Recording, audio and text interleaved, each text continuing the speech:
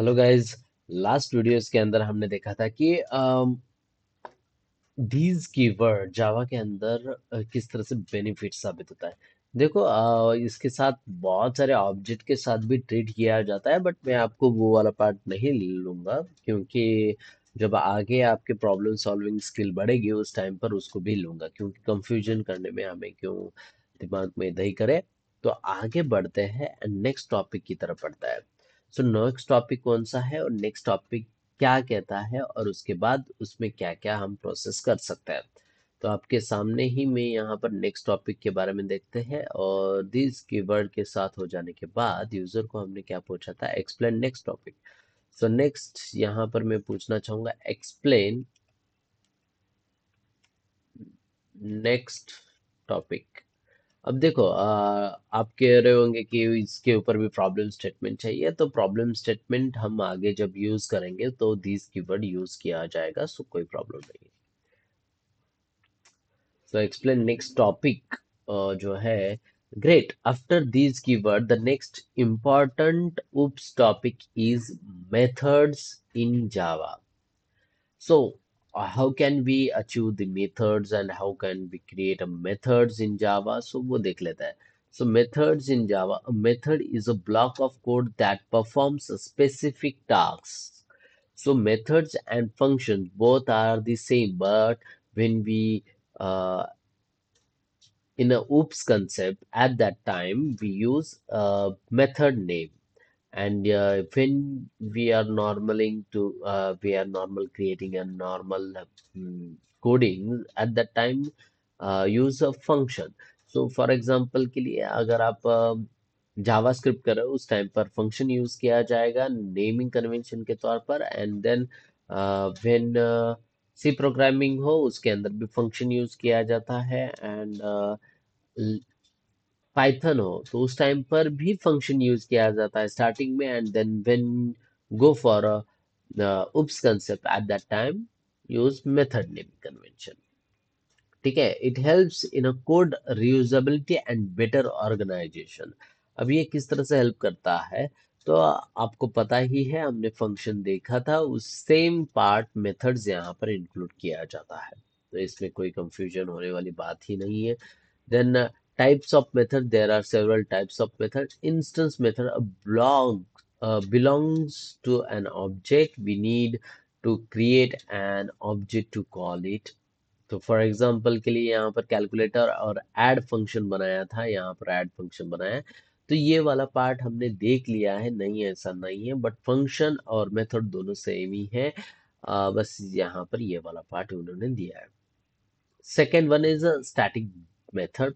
अब ये जो नॉर्मल मेथड है int, it's a return type of method, और ये बिलोंग कर रहा है किससे, टाइप्स ऑफ मेथड्स में से इंस्टेंस मेथड, जो कि हमने अब तक जितने भी मेथड्स बनाए, शो हो गया, डिस्प्ले हो गया, ये सारे मेथड्स जो हुए वो इंस्टेंस मेथड बोले जाएंगे। देन आता है हमारा second topic which is no second point which is static method, belongs to the class, can be called without creating an object, declared using static keyword.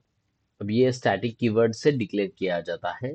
अगर मैं यहाँ पर स्टैटिक इंट वगैरह नाम लिखता हूँ, तो स्टैटिक कीवर्ड यानी आप देखो, स्टैटिक का मीनिंग अलग अलग वेज में लिया जाता है, जावा के अंदर अलग वे में लिया जाता है। स्टैटिक का बहुत मीनिंग है। अगर आप एक मेथड को स्टैटिक बना देते हो तो उस टाइम पर उस मेथड को, अगर आपने जस्ट विद सारे मेथड्स को क्या करते हैं हम कि ऑब्जेक्ट डॉट मेथड नेम दिया जाता है, तो अब इसको आपको नहीं देना होता है, आप डायरेक्टली क्लास है तो क्लास का ही रेफरेंस लेके स्टैटिक मेथड को कॉल किया जाएगा। हम्म तो इस तरह से स्टैटिक ब्लॉक एग्जीक्यूट होती है। Then third one is a void method versus return method. So void method जो होते हैं वो एक भी वैल्यूज को रिटर्न नहीं करते, और जो रिटर्न मेथड्स होते हैं वो डिपेंड्स ऑन रिटर्न वैल्यू के हिसाब से आप रिटर्न टाइप को चेंज करते हो। ओके, स्ट्रिंग है तो स्ट्रिंग रिटर्न टाइप, डबल है तो double, it just a method holds the value. हाँ, एंड देन ये हो जाने के बाद सेकंड मेथड ओवरलोडिंग। अब ये फर्स्ट पार्ट था जो कि methods in Java, method types के अंदर आ गए static block and void method. अब उसके बाद मेथड ओवरलोडिंग है। तो same method can be different parameterized. अब ये मेथड ओवरलोडिंग क्या है वो देख लेंगे। एंड मेथड ओवरलोडिंग किस तरह से काम करती है। तो देखो इंट ऐड है। तो मेथड ओवरलोडिंग इसे ही बोला जाता है। वो किस तरह से काम करेंगे उसके बारे में बताओ। Methods reusable block of code can be instance method or a static block can returns a value be a void.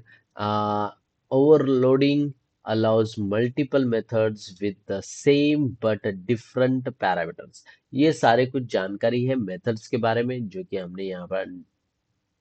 हाँ, तो देख लेते हैं कि इसके अंदर मेथड्स को किस तरह से बनाया जाए और एग्जीक्यूट किया जाए। तो आता हूँ यहाँ पर और हम कोडिंग स्टार्ट करते हैं। अभी के लिए फिलहाल मैंने एग्जाम्पल्स दीज बोलकर लिखा था दीज कीवर्ड के साथ। अभी भी हमें यहाँ पर दीज कीवर्ड देखने को मिलेगा नहीं, ऐसा नहीं है। Okay, sorry guys.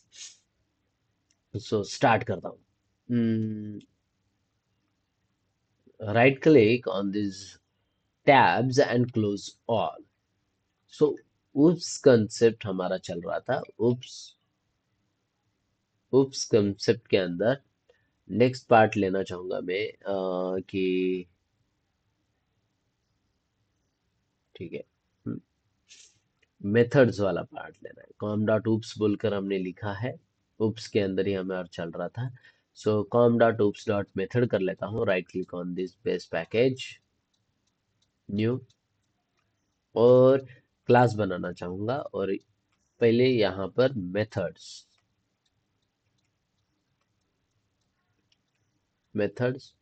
और मेथड का नाम क्या दूँ, क्या नाम दूँ।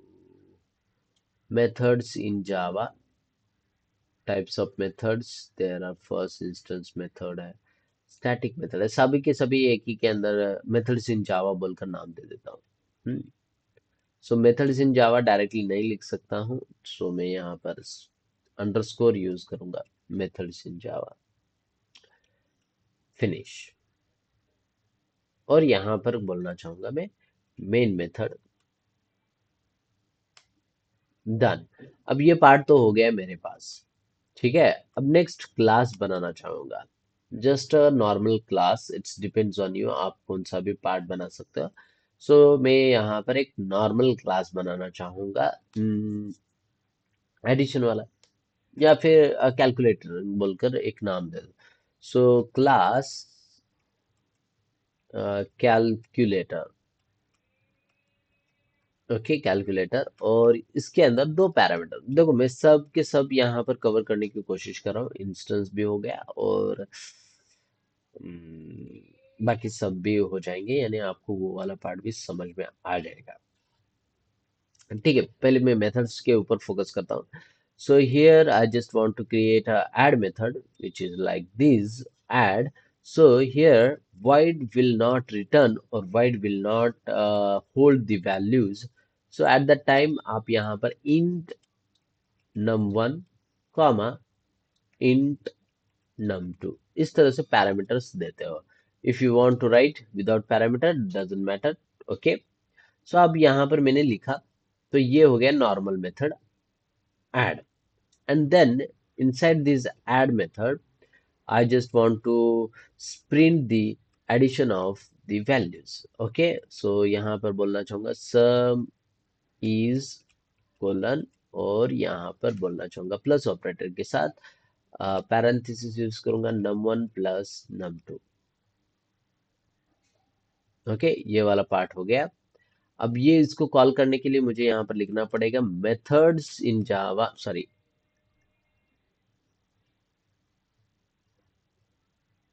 और मैं बोलूंगा calculator,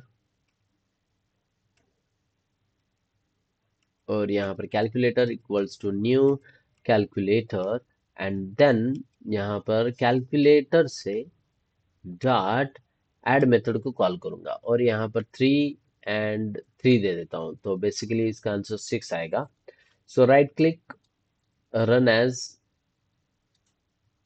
Java application. So sum is 6 बोलकर नजर आ रहा है, सम इज 6, तो मैंने 6 लिखा, सम इज 6। एंड देन ये जो है ये नॉर्मल मेथड हमने कॉल किया था। मैं बेसिकली आपको रिटर्न टाइप वाला पार्ट सिखाने के लिए यहाँ पर ये कर रहा हूँ। तो अगर मैं वैल्यू को रिटर्न करना चाहता हूँ तो मैं यहाँ पर रिटर्न टाइप जो है वो एज अ इंट है तो इंट लिखूंगा, डबल है तो डबल लिखूंगा। सो यहाँ पर रिटर्न करूंगा लास्ट में रिटर्न, और रिटर्न क्या करूंगा, num1 प्लस num2। ओके, तो अब ये वैल्यू मुझे प्रिंट नहीं करवानी है, तो 3 + 3, तो इसका आउटपुट नहीं आएगा। सो इसको मैं होल्ड कर सकता हूँ। सो यहाँ पर बोलूंगा इंट रिजल्ट। ओके, और रिजल्ट जो है वो यहाँ पर मैं प्रिंट करवा सकता हूँ। सो ये जस्ट रिटर्न टाइप है, यानी वैल्यूज को होल्ड करके रखेगा, और सम इज कोलन देकर मैं यहाँ पर प्लस ऑपरेटर के साथ सम को प्रिंट कर देता हूँ। सो अगर मैं सॉरी रिजल्ट को प्रिंट करूंगा, रिजल्ट को प्रिंट किया, राइट क्लिक किया, रन एज जावा एप्लीकेशन करूंगा, तो यहाँ पर सम इज 6 नजर आया। अगर मैं यहाँ पर 2 करता हूँ तो 2 + 3 = 5, 5 नजर आना चाहिए। सो आप देख सकते हो 5 नजर आया। सो ये नॉर्मल है कि हम किस तरह से यहाँ पर कोडिंग कर सकते हैं। सेकेंड थिंग यहाँ पर मुझे आपको दिखाना है स्टैटिक ब्लॉक। स्टैटिक ब्लॉक को किस तरह से आप एग्जीक्यूट करते हैं। तो अगर मैं यहाँ पर एक स्टैटिक स्टैटिक आप रिटर्न टाइप void भी रख सकते हो, कोई प्रॉब्लम नहीं है। एंड यहाँ पर बोलना चाहूंगा सब्सट्रैक्शन। सब्सट्रैक्शन पैरामीटर लेना चाहेगा int num1 comma int num2, and then sys out करूंगा, और सिस आउट के अंदर सब्सट्रैक्शन इज, और कोलन देकर प्लस ऑपरेटर के साथ num1 माइनस num2, ये वाला पार्ट मैंने किया। सो राइट क्लिक करके रन एज जावा एप्लीकेशन कर लेता हूँ।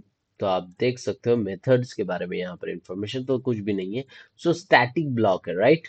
सो स्टैटिक ब्लॉक को आप ऑब्जेक्ट क्रिएट करना चाहते हो, कैलकुलेटर डॉट सब्सट्रैक्शन, हाँ, और इसको मैं वैल्यू देना चाहूंगा 3, 2, आंसर आना चाहिए -1। ठीक है। सो राइट क्लिक करके रन एज जावा एप्लीकेशन करूंगा, तो आप यहाँ पर सब्सट्रैक्शन इज -1 यहाँ पर लिख कर आया। If I didn't created any objects eight that time, आप किस तरह से कर सकते हो, तो आपको बस क्या करना है, स्टैटिक ब्लॉक अगर है तो उसको ऑब्जेक्ट क्रिएट करने की जरूरत नहीं है। स्टैटिक ब्लॉक जैसे ही एग्जीक्यूट करता है वो मेमोरी अलोकेट कर लेता है एंड देन एग्जीक्यूट कर लेता है। तो यहाँ पर आपको उसको ऑब्जेक्ट क्रिएशन वाला पार्ट देने की जरूरत है, डायनामिकली होता है। सो ये खुद कर लेता है। तो मैं यहाँ पर क्लास नेम दूंगा डायरेक्टली कैलकुलेटर। कैलकुलेटर मेरा क्लास नेम है।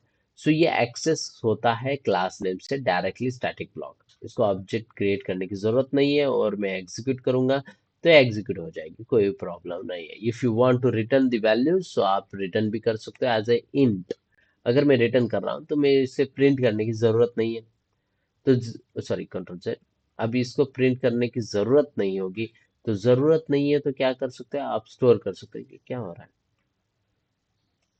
हाँ, और आपको स्टोर करना पड़े, रिटर्न करना है वैल्यू, रिटर्न करना चाहूंगा मैं num1 माइनस num2। ओके, मैंने रिटर्न कर दिया। अब रिटर्न कर दिया तो यहाँ पर बोलना, इसको मुझे स्टोर करना पड़ेगा इन रिजल्ट के अंदर, और उसके बाद मैं इसे सिस आउट कर सकता हूँ। सिस आउट करके result is colon plus operator के साथ रिजल्ट को प्रिंट कर दूंगा, और अगर एग्जीक्यूट करूंगा तो -1 यहाँ पर देखने को मिलेगा, रिजल्ट इज -1। तो ये इस तरह से स्टैटिक ब्लॉक एग्जीक्यूट होता है। स्टैटिक ब्लॉक है ये, एक जस्ट स्टैटिक ब्लॉक भी बोला जाता है इसे, और ये स्टैटिक मेथड भी है। तो यहाँ पर रिटर्न टाइप के साथ भी आप काम कर सकते हो। हाँ, तो ये वाला पार्ट हो गया। देन अब मुझे नेक्स्ट पार्ट होता है मल्टीप्लिकेशन। तो आप मल्टीप्लिकेशन वाला भी पार्ट कर सकते हो, कोई प्रॉब्लम नहीं है। हाँ, तो अगर आप मल्टीप्लिकेशन करना चाहते हो तो इट्स ओके। तो मैं यहाँ पर लिखना चाहूँगा, मैं नेक्स्ट मेथड ओवरलोडिंग वाला पार्ट जो है वो पार्ट यहाँ पर कवर करना चाहूँगा आपके लिए। तो अगर void मैंने लिखा है multiplication, and then here you just accept the num1 comma num2 int num2, and then here sys out, और यहाँ पर आपका होता है मल्टीप्लिकेशन इज, और प्लस ऑपरेटर के साथ में num1 इंटू num2 करना चाहूंगा। ओके, num1 इंटू num2 यहाँ पर मैंने किया। तो अब ये मुझे जो डेटा है वो किस तरह से देखने को मिलेगा आपको। तो एकदम नॉर्मल वे में देखने को मिलता है। कहाँ चला गया, हाँ। तो अब इसको मुझे कॉल करना पड़ेगा, नॉर्मल मेथड है जो कि multiplication. So here I just want to create, okay, मैं अभी स्टैटिक ब्लॉक को बंद करना चाहूंगा, मुझे स्टैटिक ब्लॉक नहीं चाहिए। ओके, ठीक है। अब ये वाला पार्ट हो गया। तो अब ये रिजल्ट तो आउटपुट देगा, मैं जस्ट ऑब्जेक्ट क्रिएशन किया है। तो कैलकुलेटर जो मेरा ऑब्जेक्ट है, डॉट करना चाहूंगा उसे कि मल्टीप्लिकेशन को कॉल करना है, और टू, 2 by 2, 2 into 2 का आंसर दे देना है। सो इसका आंसर आएगा 4, राइट। अगर मैंने 3 पैरामीटर्स दिए तो मुझे 2 पैरामीटर्स दिया है। अगर मैंने 3 पैरामीटर्स दिए तो उस टाइम पर क्या करूं। सो उस टाइम पर आपको अगर वो वाला पार्ट भी करना है तो बस बेसिकली आपको यहाँ पर लिखना है void, सॉरी, void और multiplication, exact same naming convention है। सो यहाँ पर int num1 comma exact same naming convention int num2, if I write here like this, हाँ, तो ये एरर थ्रो करता है कि आप यहाँ पर सेम मेथड नेम बना नहीं सकते, एक बार में एक ही बनाओगे। तो क्या मैं इसका रिटर्न टाइप चेंज करूंगा, इंट, नो, इंट से चेंज नहीं, ये एक्सेप्ट ही नहीं करेगा। सो यहाँ पर अगर वाइड हो, इंट हो, फ्लोट हो, उसको कुछ लेना देना नहीं है। मगर आप यहाँ पर पैरामीटर जो है, ये मेथड दो ही डेटा लेगा। तो मैं कंफ्यूजन हूँ यहाँ से। ऑब्जेक्ट कहता है मैं कंफ्यूज हूँ कि आपका डेटा किसको ट्रांसफर करूँ, इसको ट्रांसफर करूँ कि इस मेथड को ट्रांसफर करना है। तो यहाँ पर कंफ्यूजन होती है। तो ये वाला पार्ट रिजॉल्व करने के लिए अगर मैंने यहाँ पर इंट num3 बोल दिया तो अब ये कंफ्यूजन दूर हो गई। जैसे ही मैंने डेटा यहाँ पर ले लिया, कंफ्यूजन दूर हो गई। अब ये कंफ्यूजन दूर हो जाने के बाद मैं यहाँ पर सेम मल्टीप्लिकेशन वाला जो यहाँ पर लिखा है उसी पार्ट को यहाँ पर कंटिन्यू करूंगा। बस यहाँ पर बोल देना है इंटू num3। अब यहाँ पर num2 आया। तो अगर मैं सेम पार्ट को कॉल करता हूँ विथ कॉमा सेपरेटेड, यहाँ से कॉल करूंगा। अगर मैं यहाँ पर 2 into 2 होता है 4, 4 into 2 होता है 8। अब यहाँ पर मैंने डेटा ट्रांसफर किया है, देखो। तो मल्टीप्लिकेशन इज 4 और मल्टीप्लिकेशन इज 8 यहाँ पर नजर आ रहा है।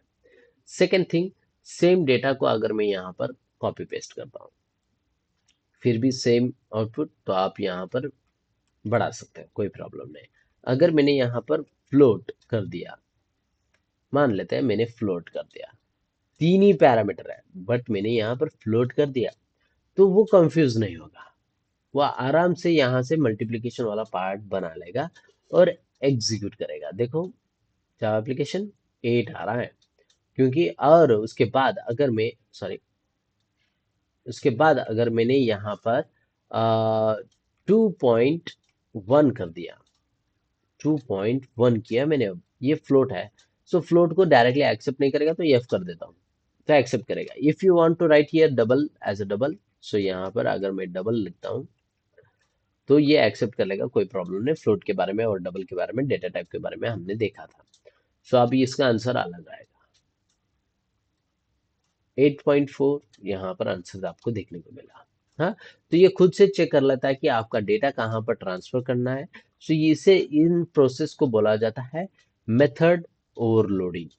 हाँ, so within a same class के अंदर आप same method name multiple times लिखोगे, बट इसके पैरामीटर्स अलग अलग होने चाहिए। If you want to write in different method, okay then no problem, but same return type, sorry same parameters को आप फिर से सेम मेथड नेम के अंदर एक्सेप्ट नहीं कर सकते।